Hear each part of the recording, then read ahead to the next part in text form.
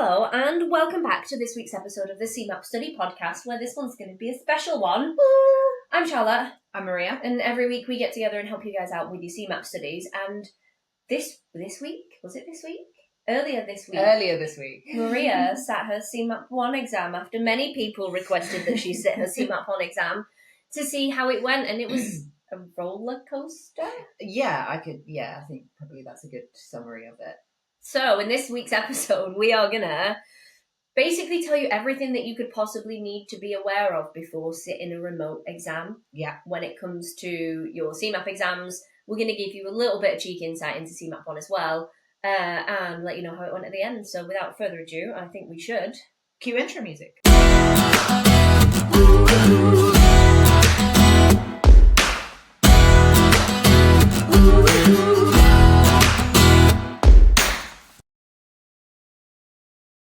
Okay, so Maria, how was the exam? Can you sum it up in a sentence? Traumatic would be too strong of a word for it. The whole process was stressful, and I'm not someone that suffers with exam stress. Like, I don't. My parents put me in to sit my 11 plus exams, so from 10 years old I sat exams weekly for like 8 or 9 weeks at different schools across the UK. So I was well used to going into an exam hall with my little pencil case and little mascot and my rubber and my pencil. What was your mascot? I had loads of different ones. I've never known anybody to have an exam mascot. That's how many exams I sat. Do you know what? Was it your best friend? Because you spend so much time with it because you were always in exams. I had no friends. It was. Does anyone remember when McDonald's used to do the mini Beanie Babies in the Happy Meal? Yes. It was a mini blue bear. And my sister had drawn in a sparkly gel pen a love heart over its heart. And so that was the one that I took in with me loads. That's really cute. I think I've still got it somewhere. You wouldn't have been able to take that into your CeMAP exam though, would you? No. That's probably a really good place to start. So for you guys listening to this or watching this, everyone always asks me questions about sitting remote exams, and I'm a huge advocate for them because you don't have to put pants on. I will honestly say, when I booked it, because after the kerfuffle of the first time, which we'll tell you about in a second, I had to speak to peers of view on the phone, and they were amazing. I cannot fault them. Like, they were fantastic. Every single person I spoke to was amazing, and they literally were like, "We're so sorry, it's been so stressful." Like, they wished me luck. They could not have done more to help me.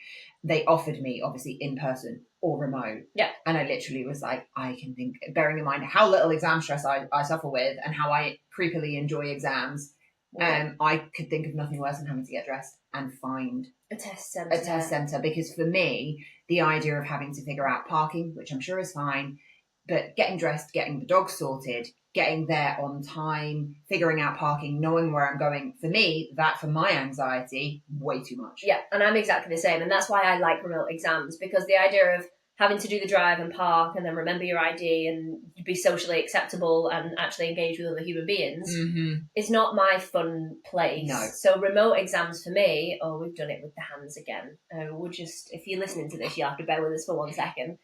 Basically, for me, a remote exam is the way forward because I don't want to have to put pants on or leave my dog. I actually can't leave my dog. She won't let me do it. So there's that as well. So that's why remote exams are really good. The other benefit of a remote exam is the time slots that are available. You don't have to be reliant on a test centre being open. Yeah.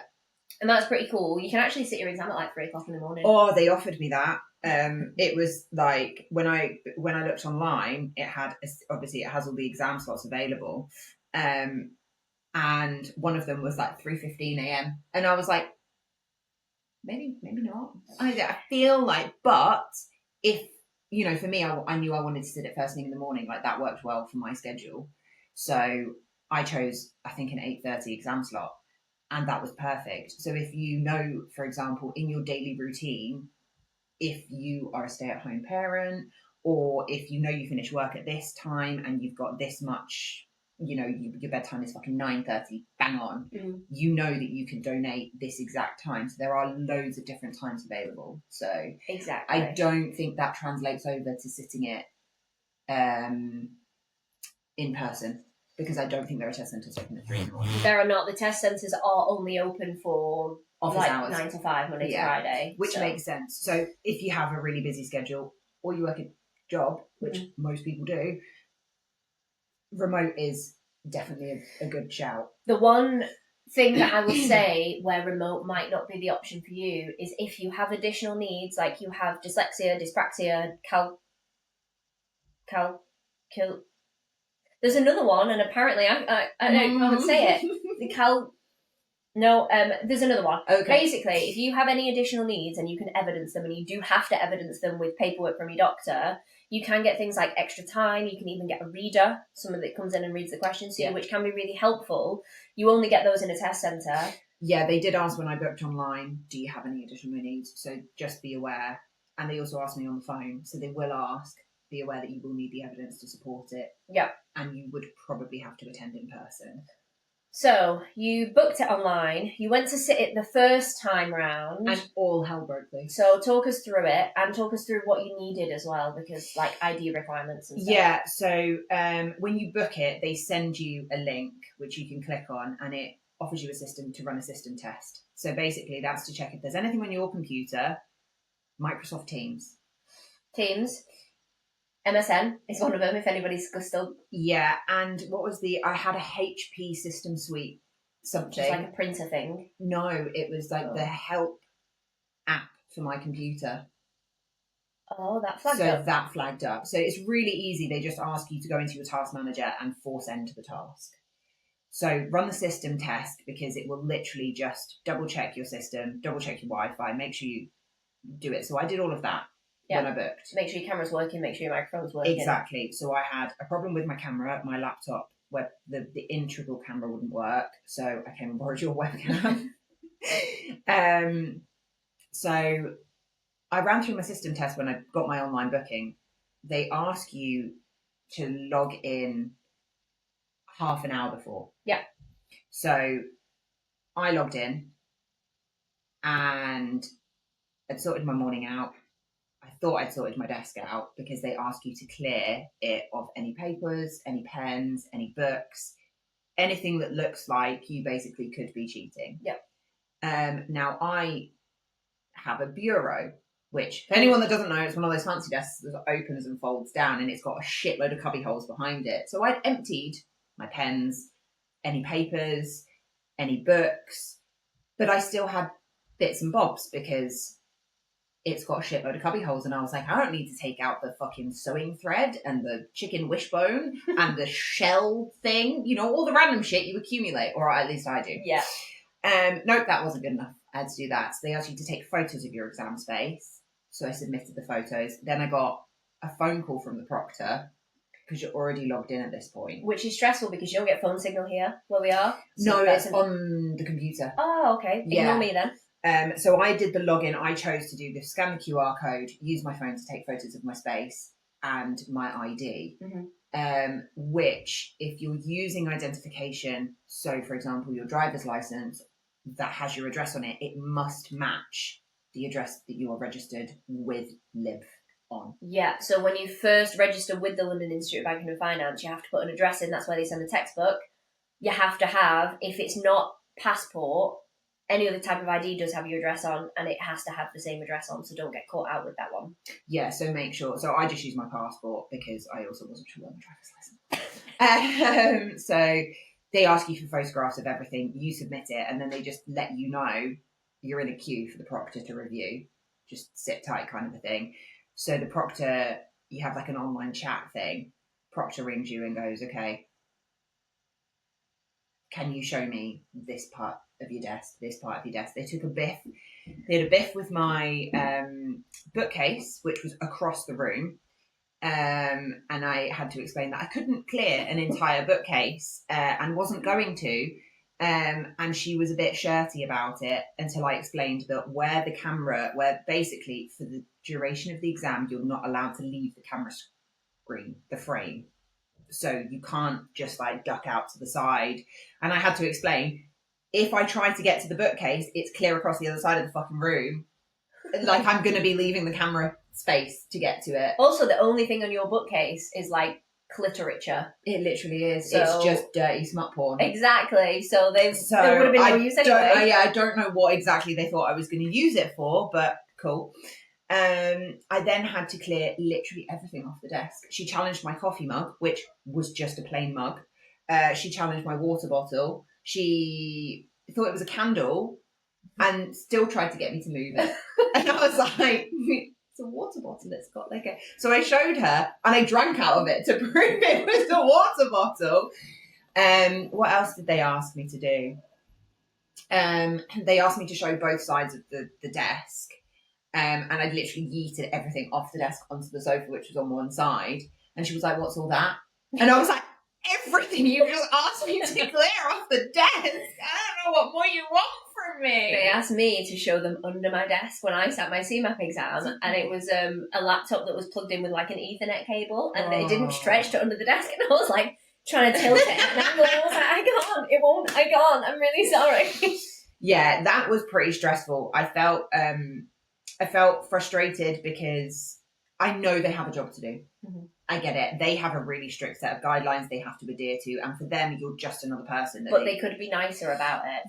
They could be. I think what stressed me out was I felt like I was like in trouble with the teacher, and I was like, "Oh my god, please don't yell at me."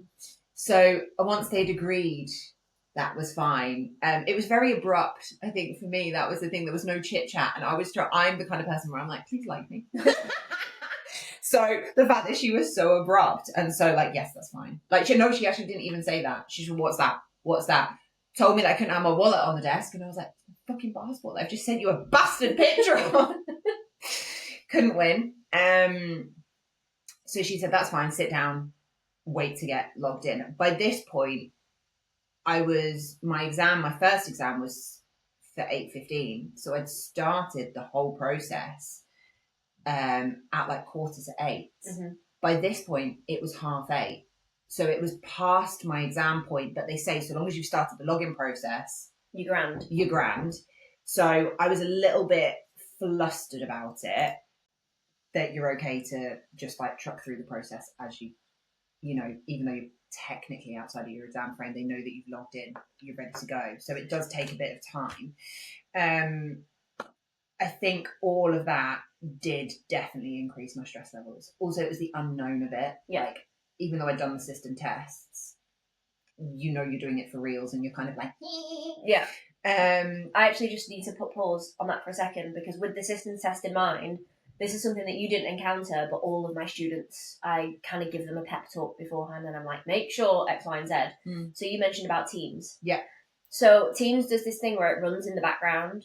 So if you have like Teams, Slack is another one, MSN is another one, basically any instant messaging service on your laptop, you can disable it completely, like shut it down. But every 20 minutes or so, it will run an update to see if you've had any new messages in the background. It doesn't show you the messages, it just does it automatically. If you have an active Teams, because you're not logged into Teams, are you? I'm not. But if you're somebody who has Teams or Slack on your computer, even if you've like forced shut it down, wow.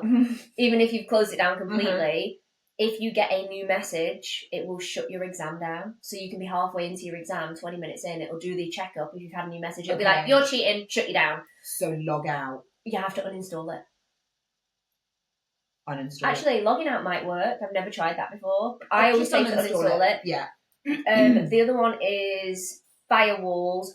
If you're working off a works computer, sometimes they have like VPNs that run in the background, or they will have their own software that basically means that like you can't download porn on your laptop. But it'll also prevent you downloading the Pearson View, because it's an extension. Exactly. So when you click on it, it comes up, and I got my firewall flagged it. Yeah. And so did so I use DuckDuckGo, which is an incognito browser.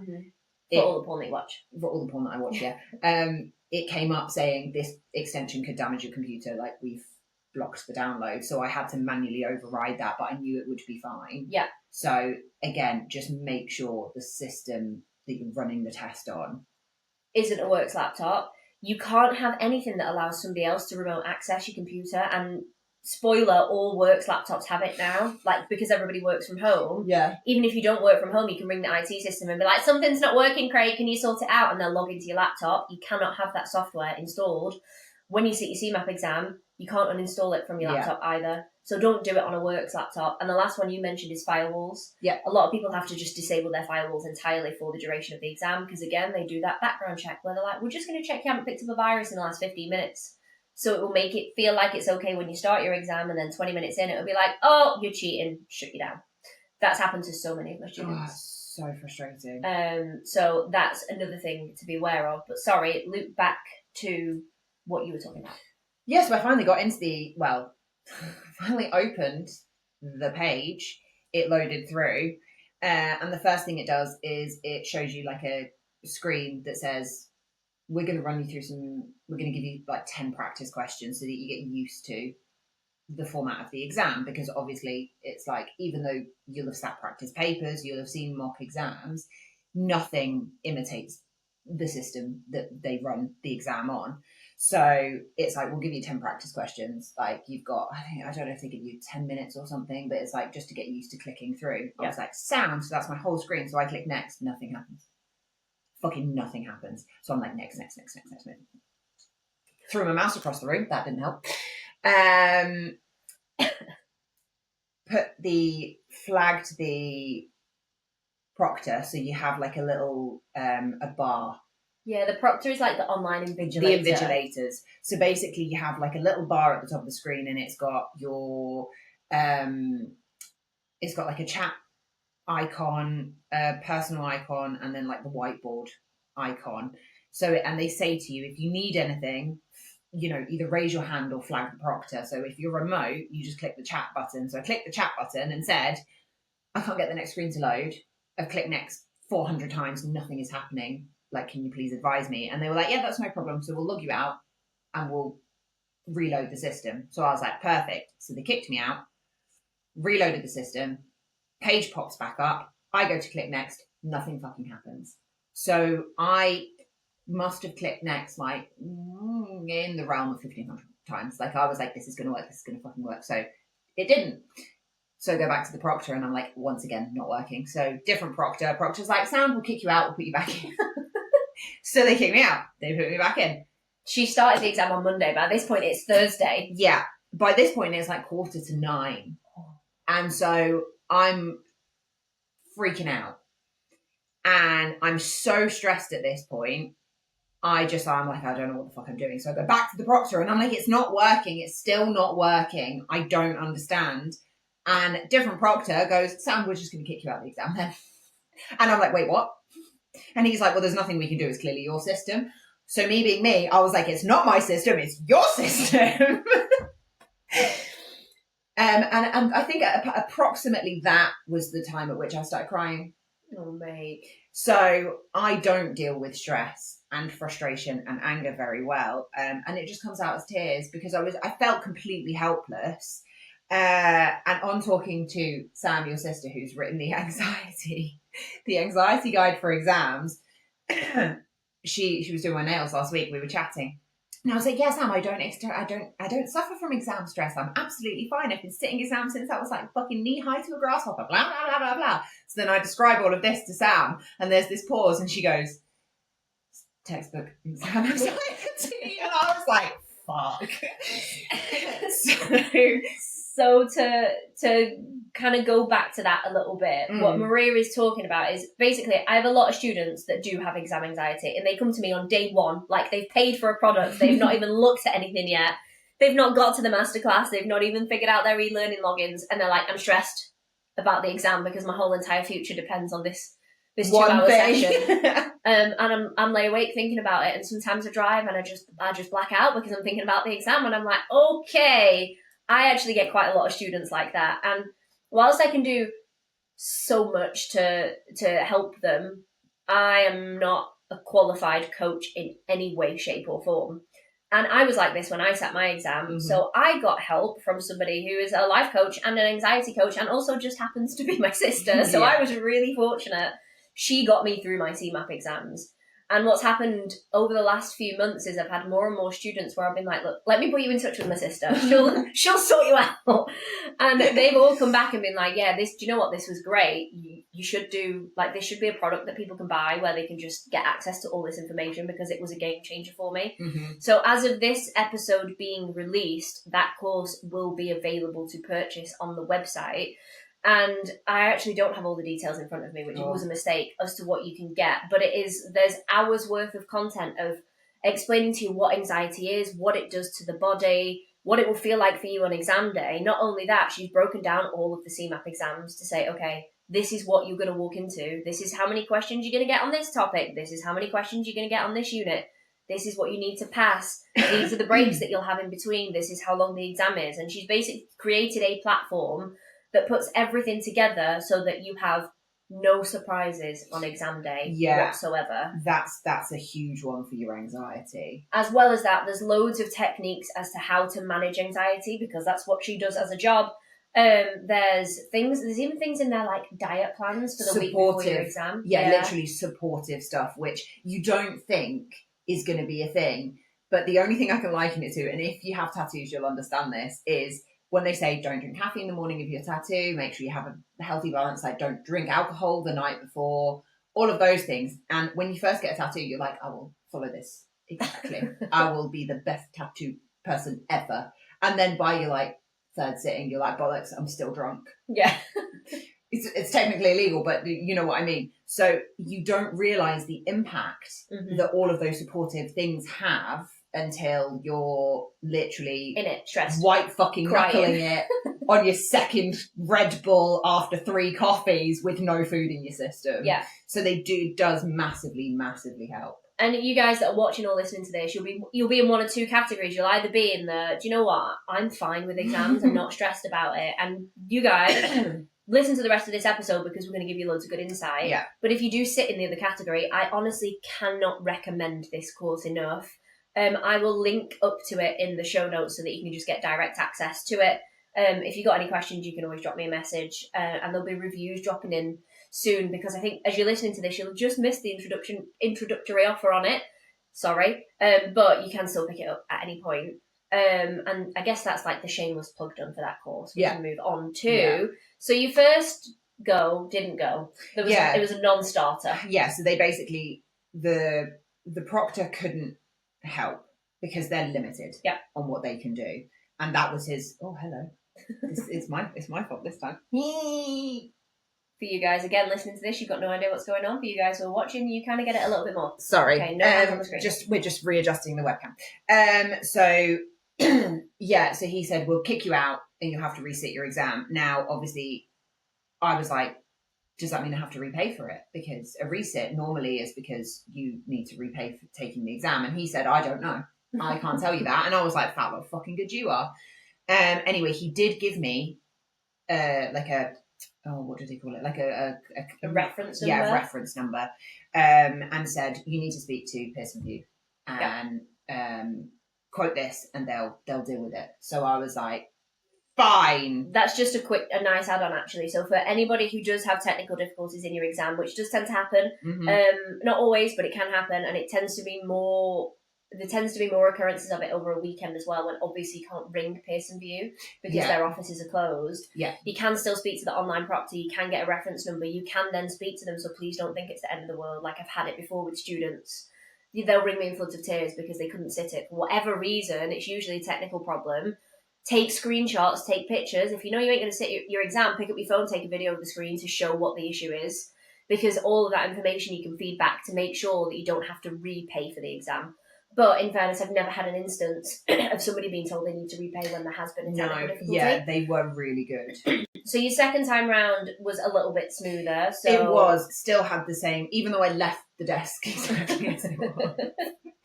I literally was like, I know I'm going to have to resit it. So I chose to speak to them on the phone because I had a membership problem, so they had to sort that out before I could apply to, or rather resit, but I could have booked it online, but I spoke to them on the phone and they were fab. So I left the desk exactly the same, went through the same process. And I will say the second time round, knowing what I was dealing with, way less anxiety inducing. I was like, cool, I'm an old hand at this now. Got it. Left side of the desk, front of the desk, back of the, like, you know, put selfie in there as well. And that's the other thing as well, is loads of people go, it's fine, my anxiety's bad, I'll just resit it. And I'm like, cool, but your resit fee is 180 quid. Mm-hmm. Whereas you can mitigate that by a course that's like 99 quid. Which is a fucking massive saving. Exactly.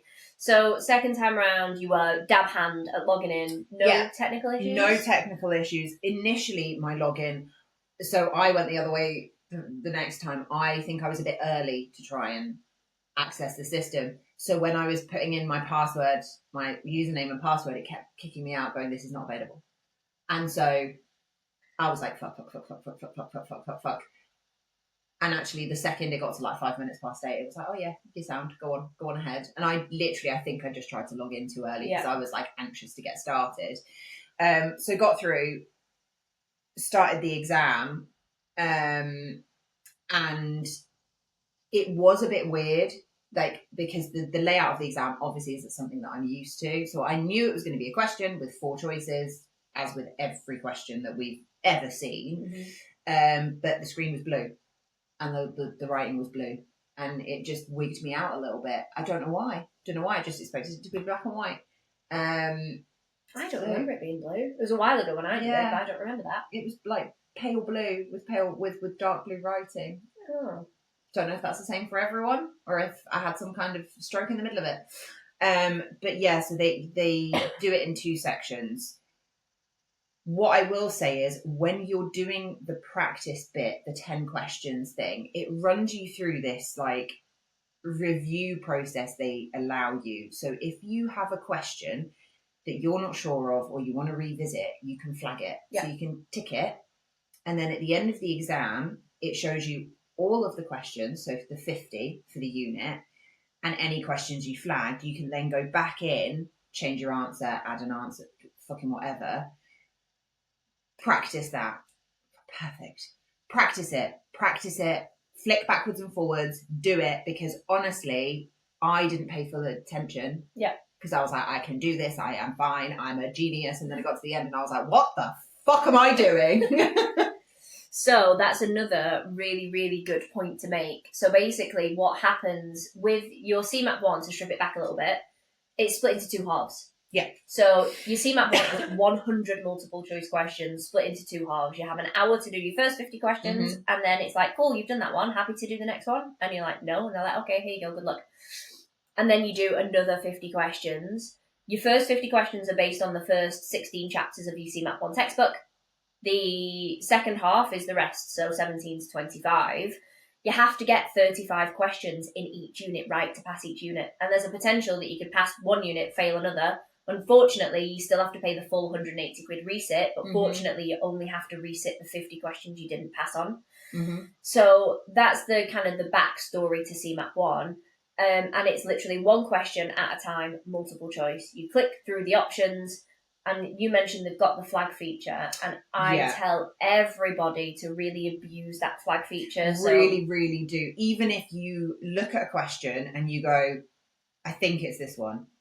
If there's even a bit of doubt, flag the question, because I can guarantee you. I thought I was gonna spend an age doing questions. I was like, you have less than a minute per question. If you've got just over a minute a question. If you go through the 50 according to the 60 minutes that you've got. I was done in like 20 minutes. Yeah. You don't realize how quickly you go through them, and I don't think I reviewed. I should have gone back to question 1 and reread them all. Yeah. I should have done that. I didn't.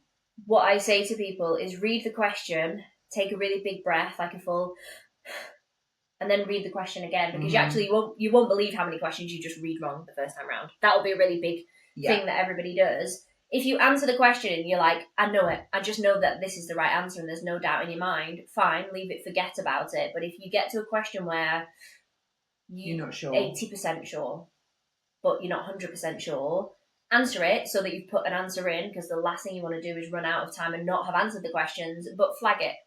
Get through all 50 questions and then go back through your flag questions and keep going back through your flag questions. I like people to sit in there for a full hour. What I think is that I noticed with the second set of 50 questions is, what you might find is you don't know the answer to a question, so you flag it, and then a few questions later, it will be a related question that informs that previous question. Yeah, that's a really good point. There was one, I can't remember what it was on, but I didn't know the answer. And a few questions later, it basically gave me the definition that I was looking for. It was like, what does, I don't know, it wasn't, but it was like, what does the FCA do? Yeah. And then it gave me a list of definitions. And I was like, I don't fucking know. And then like 6 questions later, it was like, the FCA is blah, blah, blah, blah. And I was like, fucking yaldi, 6 questions back. That's the answer. Right answer. So definitely abuse the system. They also give you a whiteboard. Yeah, as in like a digital whiteboard. Like a notepad. And you can literally just make notes. So I made notes on questions I wasn't sure of. And the other thing, you can use it depending on how you work, how your brain works in an exam. If you put something down, so say a question is about, I don't know, endowments or something, you can put down what immediately springs to your mind with endowments, because I think people forget how your brain processes. You run so many things in the background of your brain. It's like a computer. So you can read a question. It's why if you, I don't know, you're trying to tell your friend the name of an actor in a film. Like John Hamm. Yeah, exactly. You can't think of it right then, but 20 minutes later, the next day, it'll come to you and you'll just yell at them. Yeah. Because your brain has had time to work on that problem. And my chemistry A-level teacher used to say it all the time. He'd be like, read the fucking exam before you even touch a question, because the questions that you're worried about, your brain will start working on without you paying attention to them. That's a really good tip. So, I mean, I clearly didn't fucking use it. I basically broke all the exam rules. But use and abuse the white pad, the notepad, the review questions, and use the full 60 minutes. Yeah. Like, I wish I'd have gone back and clicked through. It's really funny because whenever I do a masterclass, I do a whole bit with my students where I'm like, I want you to sit in that exam until you run out of time. I don't care if you've answered all the questions and you sit there twiddling your fucking thumbs for 40 minutes, which is really funny because Maria got told off for staring into space during her exam by the proctor. The proctor popped up and went, "Can you please keep your eyes on the screen?" And where my desk is, I have a window to the side, and it was snowing, and so I was looking out at the snow, and I felt like I was being told off by my teacher, like, eyes front, stop daydreaming. Maria has so much potential. If only she could pay attention. So, what was I even saying before that? Oh yeah, what I do with my masterclass guys, I'm like sitting the exam the full time, and it's so funny because every single masterclass that I run, I will have one student who comes out of the masterclass, they feel dead confident, they're ready to sit the exam. I know they're ready to sit the exam, and they sit it, and they fail. And I always have that minute where I'm like, where is the disconnect? What's happened? Like, let's jump on a call, let's talk about it, because I'm as shocked as you are at this point. And I get on the call with them and I'll look at their marks and their analysis sheet and I'll go, I know that your knowledge is there. I know that you know that stuff. What happened? And on a couple of occasions, they've been like, well, I did sit Unit 1 in 16 minutes and now I'm thinking maybe I should have spent a bit more time in there. And I'm like, I told you to sit in there for that hour, the full hour, and you sit in there for 16 minutes. I genuinely think if I'd have just gone back. Mm-hmm. So that's another really, really good tip. And I've realised that this episode is longer than our usual episodes. So I think we've probably... The last thing I would like to ask you, Maria, is if for somebody who is studying for CeMAP and they're like getting, their exams a couple of weeks away, what particular topics stood out to you for you to be like, you need to know this, revisit this? Is there anything that would stand out for you? I remember you said to me investment trusts. You got 3 questions. Yeah, I got 3 questions on investment trusts. And I remember getting them and being like, what the ever-living fuckballs is going on here? What else came up? Even if it's just like, did you get much on life insurance? There were a few on life insurance. Okay. What was the other one that came up that really surprised me? Oh, partner... liabilities, tax liabilities for partners, for limited companies, self-employed people, and then you've got limited partnerships, limited liability partnerships. So it was like where's the tax liability, or so what was the one? It was like that was the one that really threw me, which is why I can remember it, about the how often can HMRC compel corporation tax to be paid? Oh, so And the options, but it wasn't in the way that only CeMAP can do. Yeah. It was like, how often can HMRC compel corporation tax to be paid by this entity doing this thing? So it was like by a public limited company in this particular. So it was like weekly, monthly, annually, or quarterly. Cool. So there's two things to unpack with that one. Basically, you got companies, they both have to pay corporation tax. But if they earn under a certain threshold every year, they pay their corporation tax once a year, 9 months after the accounting period. So if the financial year is like April to April, they'll pay it in, what's 9 months after April? I don't fucking know. February the next year. That's when they'll pay it. Okay. If they earn over that particular threshold, they actually pay it in quarterly installments instead. So I don't know if it's the VAT threshold, I'm not too sure, but I don't think you need to know what the threshold is for the exam. Yeah, there weren't figures. Cool. It didn't give me if, and there wasn't the option for they don't pay corporation tax. So there weren't any calculations or thresholds, but it was really interesting. The other thing, pensions. So it was like fucking Bill's 50. When's the earliest he can draw this percentage out? Can draw money out of this particular pension type, and what percentage can he take? Cool. So it was like 55 and 25%, or like 60, or like he's dead and none of it. Yeah. Okay. So, but I was pleasantly surprised that the questions weren't.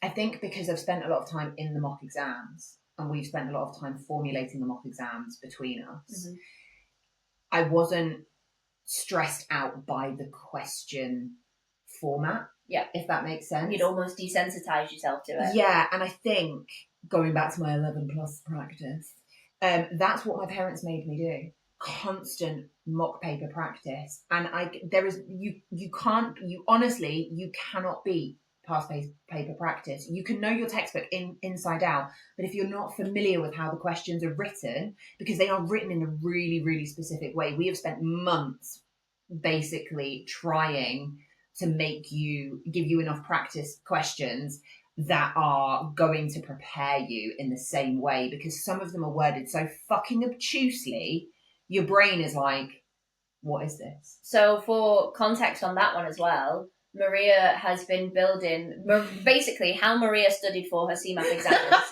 was I tasked her with a job of, do you reckon you could find a way to write me 999 CeMAP questions? And that's basically, that's how you revise. Like, you didn't do any revision. I actually didn't do any revision. You didn't go through the e-learning platform. You just spent the best part of a few months writing mock exam questions. And how did it pay off? Are you happy to share with the group? I passed one and I failed the other. By 1 mark, though. By 1 mark, I got 35 and 36. Oh, it must have been 34 because 35 is a pass. Sorry to break it to you, 35 is a pass. No way. Well, then I failed one by 1 mark and passed the other. And I think that hopefully is going to give everybody a good insight into sitting the CeMAP one. As always, please make sure you give us a like, you give us a follow, you subscribe, you do all those good things. And if you do want to find any more information, like where you can get the exam anxiety course, like where you can purchase 999 CeMAP exam questions, although they were a Black Friday thing and I kind of wasn't going to sell them again. So you might have missed it. I'll think on that later. If there's enough shout for it. I think there might be. We've already had a few messages about it. So we'll see. If you're listening to this after Black Friday and you can't get the 999 exam questions, tough. You missed out. I'm kidding. But if I'm gonna plug this, just drop us a message and say, you're interested, because if there is enough call for it, then we'll consider putting it out there. But at the minute, we've not had. But it has been a labour of love. I say loathe. I hated it. It's been awful. Yeah. I've been working on the CeMAP 3 stuff and I've been like, oh my God. It's a nightmare. But we do it because we love you. And with that in mind, thank you so much for tuning in and we will catch you next week. Cue outro music.